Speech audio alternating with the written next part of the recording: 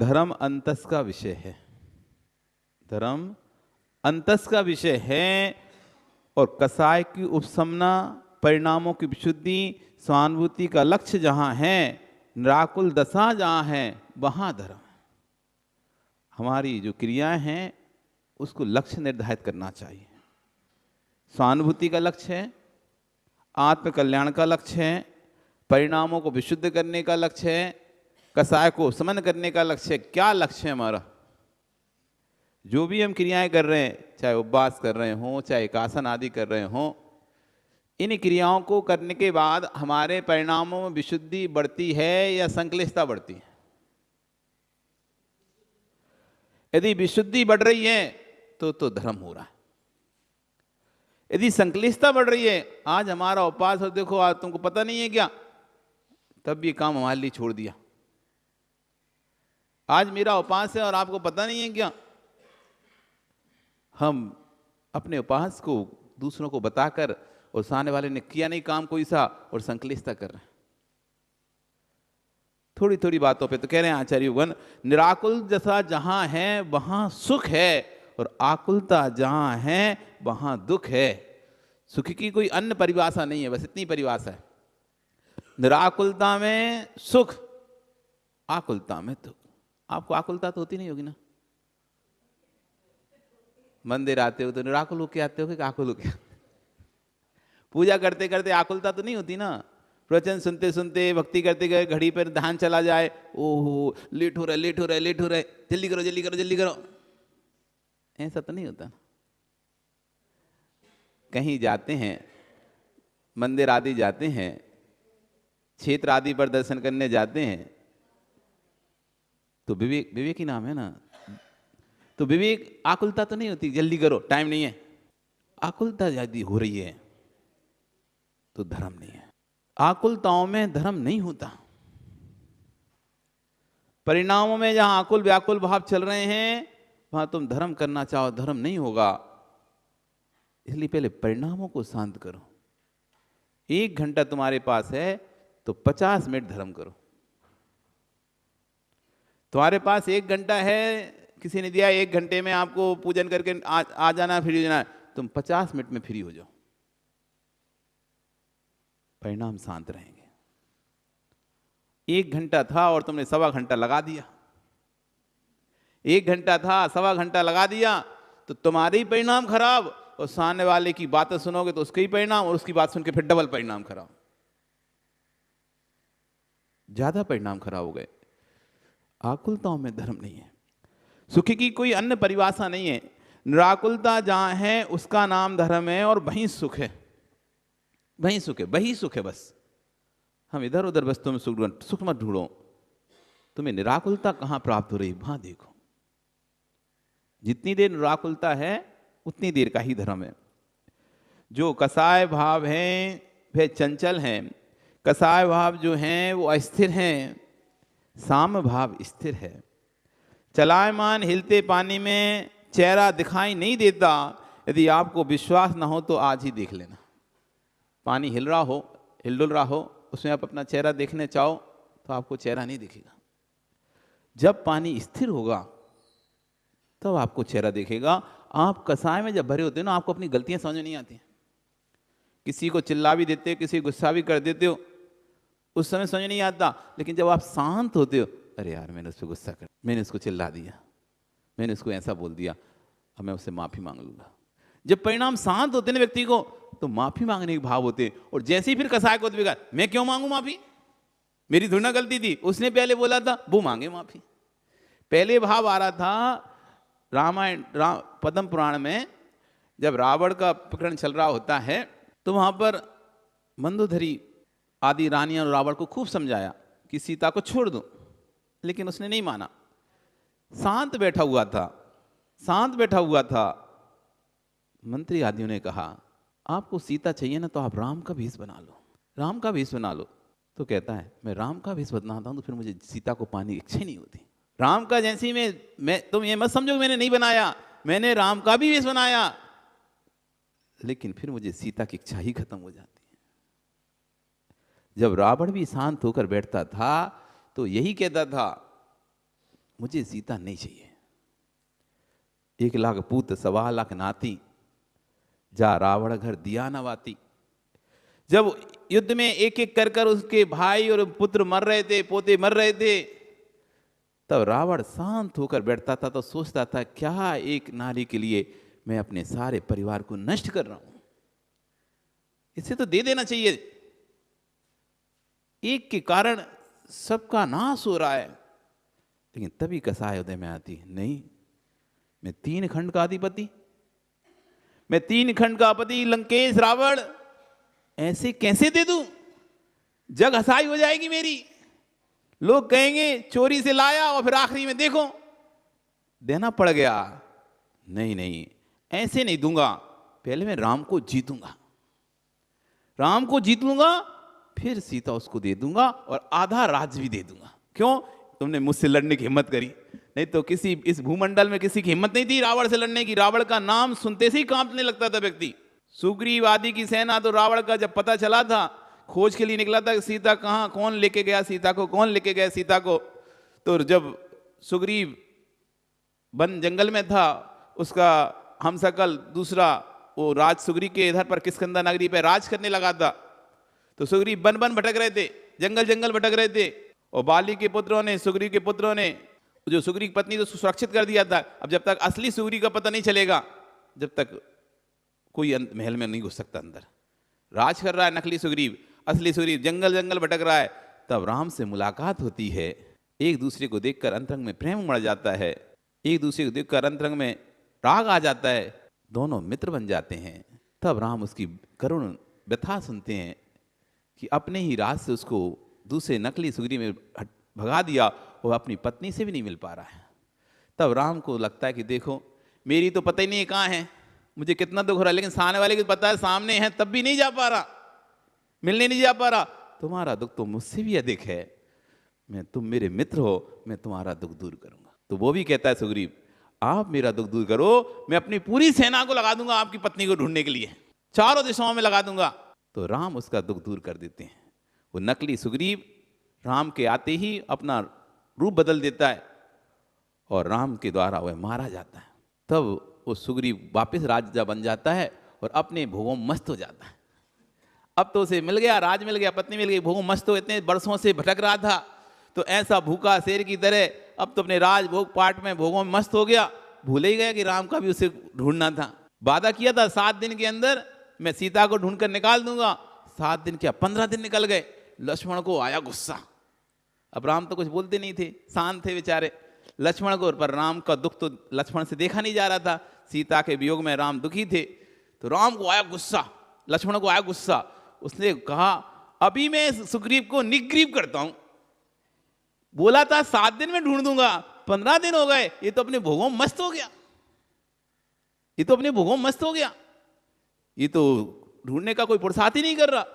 वो अपनी तलवार निकाल के जाता है राजसभा में, तो सुग्रीव तो ऐसे डर जाते हैं कि अब पता नहीं कि अब तो गए, आज तो मर गए। लक्ष्मण भी कोई कम थोड़ी ना था, नारायण है लक्ष्मण, डर गया, वो चरणों में पड़ जाता है, माफ कर दो, माफ कर दो, मैं अभी ढूंढता हूं, अभी पता करता हूं। तब उसने पूरी 10 दिशाओं में अपनी गुप्तचर भेज दी, सब जगह भेज दिए। आखिरी में जब विद्या जट्टी से, रत्न जट्टी से पता चला कि सीता को तो रावण हर के लेके गया है, लंकाधिपति रावण, त्रिखंडाधिपति रावण, जिससे इंद्र भी डरता है, ऐसा रावण सीता को लेके गया है, तो पूरी सुग्रीव की सेना का खून सूख गया। आचार्य रविशेन स्वामी लिखते हैं, पूरी सेना का ऐसे खून सूख गया, रावण ये तो सीधा यमराज के मुंह में है, वहां से लाना असंभव है, नामुमकिन है, समुद्र पार करके लंका में जाना तो किंचित भी संभव नहीं है, और चले भी गए तो प्राण बचाकर आ पाना संभव नहीं है। इसलिए भैया सुग्रीव सलाह देता है, सारे परिषद सलाह देते राम को, आप तो छोड़ दो अब सीता का ख्याल, वो तो गई। जैसे सिंह के मुख में फंसा हुआ हिरण का बछड़ा, हिरणी अब जिंदा नहीं मिल सकती, बिल्ली के मुख में गया हुआ चूहा अब वापस जीवित नहीं मिल सकता, ऐसी अब रावण के पास गई सीता आपको वापस नहीं मिल सकती, छोड़ दो। उस रावण का नाम लेते ही कांप गए पूरा, सबने हाथ खड़े कर दिए। तो लक्ष्मण खड़ा हो गया, कितना भी बड़ा लंकाधिपति हो, हम जाएंगे, लड़ेंगे। खूब समझाया, फिर आखिरी में उपाय निकाला, यदि आप लड़ना चाहते उससे तो आपको एक काम करना पड़ेगा, ये कोटी शिला उठा के दिखानी पड़ेगी। जहां पर कोटि कोटि सिद्ध हुए उस शिला से, जिस शिला को कोई आज तक हिला नहीं पाया है, उस कोटि शिला को, क्योंकि रावण की मृत्यु का कारण वही बनेगा जो इस कोटि शिला को उठा पाएगा। वैसे रावण को कोई मानने वाला नहीं है। तब लक्ष्मण ने उस कोटि शिला को उठा दिया। तब फिर उनमें थोड़ी बहुत जान आई सेना में। वो शक्तिशाली था रावण, 4000 विद्याओं का स्वामी था रावण। इतनी विद्याएं उस काल में किसी के पास भी नहीं थी, इतनी विद्याएं थी उसके पास। ऐसा रावण जब शांत बैठता था, कसाय से शांत होता था, तब उसको भी लगता था मैंने गलत किया, मैंने दूसरे की स्त्री को हरण कर लिया, मुझे नहीं करना चाहिए था, मुझे लौटा देना चाहिए, अब मुझे तो चाहती नहीं, मैं इतना पुरुषार्थ भी कर लिया, तब भी इसका मन नहीं जीत पा रहा। दुनिया में 2 ही ऐसे स्थान हैं जहां पर आप सुरक्षित रह सकते हो या अपनी छाप जहां पर छोड़ सकते हो, एक दूसरे के दिल में और दूसरे की दुआओं में। तो ना तो दिल में उसकी अपनी छाप छोड़ पा रहा था, ना दुआओं में छोड़ पा रहा था। उसने कहा तो छोड़ो इसे, जान दो, अब मुझे नहीं चाहिए सीता, और मुझे नहीं। मंदरोदय ने खूब समझाया था, इतनी एक से सुंदर, एक से पटरानी है, तुम्हें क्या जरूरत है, इंद्र की अप्सराओं से भी अधिक सुंदर आपके पास स्त्रियां, छोड़ो। पर नहीं छोड़ पा रहा था। फिर खुद ही जब शांत हुआ, कसाय में देखा कि ये बेटे मर गए, भाई मर रहे हैं, सब मर रहे हैं, पोते मर रहे हैं युद्ध में, तो खुद ही सोचा छोड़ो, अब चाहिए नहीं है ऐसी। लेकिन फिर भी कसाय जब वो पहले ये सोचता था, और जैसी रात कसाय उदय में आती थी, मैं 3 खंड का पति राजा, लंकाधिपति रावण, ऐसे कैसे छोड़ दूं, लोग क्या बोलेंगे। रावण डर गया, रावण डर गया। तो जब जब कसाय का उदय आता है तो हमें अपनी गलतियां नहीं दिखाई दी। जब हम कसाय में शांत बैठते हैं, घर में बेटे को मार भी दोगे तब भी तुम शांत होते, तब तुम्हें लगता है नहीं मारना था, काय को मारा। आपस में तू मैं भी हो जाती, तू मैं भी हो जाती है, सास बहुओं में भी। जब शांत होती हैं सोचते हैं यार अब उसको बोल देंगे, अब क्षमा कर। लेकिन वैसी जैसी सामने आती है फिर कसाय आता है, मैं क्यों बोलूं, मैं क्यों बोलूं, मैंने थोड़ी ना गलती करी थी, इसने करी थी, ये बोले पहले, यदि पहले बोलेगी तो फिर हम बोलेंगे। वो कसाय आ गई, कसाय फिर हमको अपने फिर स्वभाव को देखने नहीं देती, नहीं देखने देती। रावण यही कहता था, बस एक बार मैं जीत लूं राम को, एक बार राम को जीत लूं, फिर मैं सीता भी दूंगा और आधा राज भी दूंगा, क्योंकि तुमने हिम्मत करी रावण से लड़ने की, इसलिए उसके उपलक्ष्य में जीतकर उसे छोड़ दूंगा, बंदी भी नहीं बनाऊंगा, राजा बना दूंगा आधा लंका का। लेकिन जीत ही नहीं पाया। तो आचार्य भगवान कह रहे हैं कि हिलते हुए पानी में चेहरा नहीं दिखाई देता, विश्वास नहीं है तो आज जाकर देख लेना। जब चेहरा नहीं दिखाई देता बाल्टी में, हिलते हुए पानी में, तो चित्त चलायमान चित्त में अपना स्वभाव कैसे देख पाओगे। जिसका चित्त चलायमान है, मन अस्थिर है, फिर कभी भी अपने स्वभाव को प्राप्त नहीं कर सकता। इसलिए थोड़ा मन को स्थिर करना सीखो। हमारा मन ही स्थिर नहीं है, हम कहाँ हैं, क्या कर रहे हैं, कुछ पता ही नहीं रहता हमको। धर्म स्थान पर भी आकुलता बढ़ने लग जाए तो विश्वास रखना वहां भी आनंद समाप्त हो जाएगा। धर्म करने के लिए आए हो तो निहारना आपके भाव कहाँ हैं। जिन जिन निमित्तों से परिणामों में आकुलता असमता आती हो, उन निमित्तों से दूर हो जाना, कि आकुलता धर्म नहीं है। यदि आकुलता, इस स्थान पर बैठने से आकुलता बढ़ रही है हमारी, स्थान छोड़ दो, चलो हमें बैठने नहीं उस स्थान पे। यदि एक स्थान के लिए 2 लोग लड़ रहे हैं, पहले आके बैठ जाता है वो आगे, जैसे कि हम ना बैठ पाए, दूसरा व्यक्ति इस डर से जल्दी आ रहा है कि वो ना बैठ जाए हमारे स्थान पे। हम लेट आते तो वो हमारे स्थान पे बैठ जाता है। इस डर से यदि आकुलता हो रही है और हम जल्दी भागे भागे आ रहे हैं, स्थान का ही त्याग हटाओ, वो स्थान पे नहीं बैठना, हमें वो जगह पे ही नहीं बैठना। जिस पुस्तक के लिए लड़ाई हो रही है, जो पहले आएगा उसको मिल जाएगी, जो पहले आएगा उसको मिल जाएगी, वैसी पुस्तक ही नहीं पढ़ना, हटाओ। हमें आकुलते नहीं करना। हम बिना पुस्तक के शांति से भगवान को निहारते रहेंगे।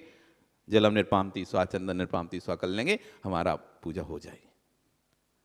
परीक्षण आता ना, परीक्षण, छीना झपटी होती है, पुस्तकें कम, पूजाएं करने वाले ज्यादा, तो क्या करते हैं, छीना झपटी करते, नहीं तो कहीं इधर दुका देंगे, कहीं उधर दुका देंगे, कहीं बांध के रख देंगे, कोई दूसरा ना ले जाए।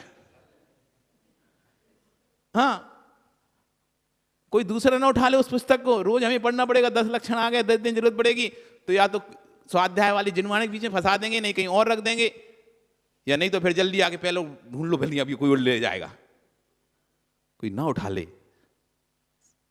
थोड़ी देर बाद भी वैसे रोज देर से उठाते ले, अब जल्दी कोई उठा ना ले, कोई उठा ना ले, ऐसे आकुलता लगी है तो बांध बूंद के रख देते हैं, कुछ कर देते हैं। तो कह रहे हैं भैया जितना निराकुलता है उतना करो, वो निमित्तों को त्याग कर दो। हम तो भैया ऐसे ही बोल देंगे, भगवान के चरणों में जलम निर्वापति स्वाहा, हे प्रभु मैं आपके चरणों में जल लेकर आया हूं, जैसे जल निर्मल है वैसे मेरे परिणाम निर्मल हो। बस मैं इसी भावना के साथ हे प्रभु आपके चरणों में जल चढ़ाता हूं। हो गई पूजन, पढ़ने की जरूरत नहीं। तुम सोचो जब तक 4 लाइन ना पढ़ लेंगे तब तक वो पूजन नहीं हो पाएगी। ये तो दूसरे के भाव है, वो तो रेडीमेड वस्तु है। आपसे बनता नहीं है काव्य बनाना, आपसे बनता नहीं है काव्य की रचना करना, दूसरे ने रचना कर दी काव्य की, तुम उससे पढ़े पढ़े लगे हो, भाव ही नहीं आ रहा है, तो अपने भाव बनाओ ना, अपनी पूजन करो। कब तक दूसरों की पूजन करोगे? अपनी पूजन करना भी सीखो। तुम्हें काव्य नहीं बनाना आता, इतना तो बोलना आता है, हे प्रभु जैसे जल शीतल है, जल निर्मल है, ऐसे मेरे परिणाम भी शीतल बने, निर्मल हो। इस मंगल भावना के साथ हे भगवान मैं तुम्हारे चरणों में जल अर्पित करता हूं। जैसे चंदन संसार के ताप को दूर करता है, शरीर के ताप को दूर करता है, ऐसे हे प्रभु आपकी पूजा मेरे भव भव के ताप को दूर करे, इसलिए हे प्रभु मैं आपके चरणों में चंदन चढ़ाता हूं। करो पूजा अपनी, भाव पूजा। भाव पूजा से नहीं समझना कि द्रव्य नहीं चढ़ाना वो मतलब भाव पूजा। हम ऐसे ही समझ लिए द्रव्य चढ़ाए सो द्रव्य पूजा, और कुछ नहीं चढ़ाए तो भाव पूजा। अरे भाव पूजा मतलब जिसमें अपने स्वयं के भाव हों। हमारे तो पता नहीं चलता, इधर बोल रहे हैं आकुलता ना हो हे प्रभु, और आकुलता हो ही रही है वहीं पे बैठे बैठे। वो चढ़ा रहे हैं जल चंदन अक्षत, चढ़ाओ, पूजा करना है। हे प्रभु जैसे अक्षय अक्षत अखंड अविनाशी हैं, वैसे मुझे भी अखंड अक्षत अविनाशी पद प्राप्त हो। जैसे आपने इस पद को प्राप्त किया है, मैं भी उस पद को प्राप्त करूं। इस मंगल भावना के साथ हे प्रभु मैं आपके चरणों में अक्षत चढ़ा, आपकी जरूरत नहीं है। तुम भी लाइनों में गिनती रहते हो, लाइनें गिनते रहते हो, और लाइनों के गिनने में परिणाम खराब करते रहते हो। क्या है, हमने किताबों में धर्म समझ लिया, वो पूजा की लाइनों में धर्म समझ लिया, नहीं मिली तो हमारे परिणाम ऐसे ऊपर नीचे हो जाते हैं। ये आकुलता का धर्म ही नहीं था। शांति से तुम और भगवान, बस 2 का धर्म था ये। बीच में तीसरा कोई था ही नहीं। तुमने तीसरे को बीच में लाया, और जहां तीसरा आता है वहां आनंद खत्म हो जाता है, पक्की बात है। 2 में आनंद आ रहा था, भगवान और भक्त, बस। जहां तुम तीसरी किताब लेके आए, अंतराल पड़ गया। अब तुम किताब को देखोगे, भगवान को देखो। कहां देखोगे? किताब देखते तो भगवान छूट जाते हैं, भाव ही छूट जाते हैं, भाव ही नहीं बनते। कभी अपनी पूजा में अपने भाव तो बना के करो, मत करो 17 पूजा, एक तो करो। फिर ऐसे ही करो तो अंदर से संतुष्ट हो जाओ। जो भी क्रिया करो आनंद के साथ करते। इसलिए आचार्य कह रहे हैं एक बार इस जीवन का आनंद, इस पर्याय का आनंद ले लेना। मुनि बनकर एक बार, सबसे मनुष्य पर्याय का सबसे उत्कृष्ट कोई पद है तो मुनि पद है। अपने जीवन में जाते जाते, विमल कुमार जी, जाते जाते दुनिया की बातों का आनंद तो तुमने ले लिया है, एक बार मुकेश इस पद का भी आनंद लेके देखना। हमने संसार की कसायों का खूब आनंद लिया, एक बार इस पद का आनंद जरूर लेना। आपका समय